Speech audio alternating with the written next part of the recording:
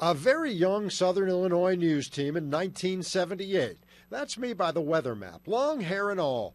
It was the start of a 35-year broadcasting career that eventually brought me to Western North Carolina in 1998. Say it was a cathartic experience. But 7 years later, I left for a new challenge to anchor and also run a news department in Syracuse, New York. It was there the unimaginable happened. I almost died from a traumatic brain injury. An artery exploded inside my skull. Doctors never did figure out why I fainted, my head bouncing off the floor. I don't remember any of it. My former co-workers do. I will never, ever forget that sound. Their quick call to 911 brought first responders who found me in very bad shape. So often we have negative outcomes.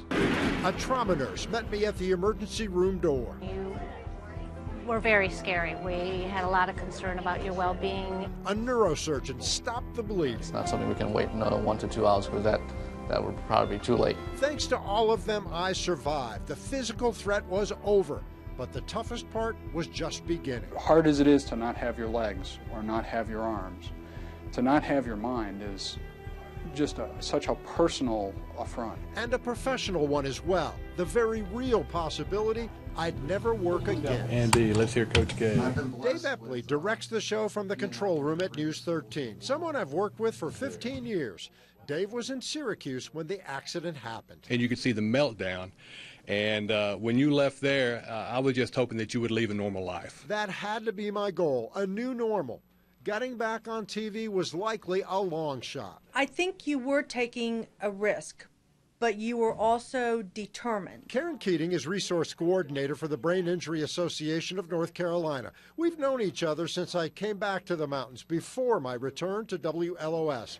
She understands how getting back to work became the focus of my recovery, of my living well. Because of that, you were driven, and you were driven to the point of, I think, of almost frustration at times, if I could say that, to where, can I really do this?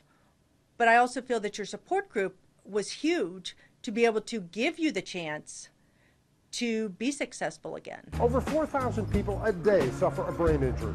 That success allows me to get the word out about something that affects me and so many others. A suspect is in custody. As difficult as it's been, my injury actually helped me better appreciate the journey that started more than 3 decades ago, the road that led here to the mountains.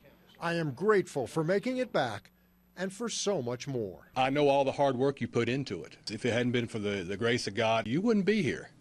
So we're just fortunate enough that you're still around.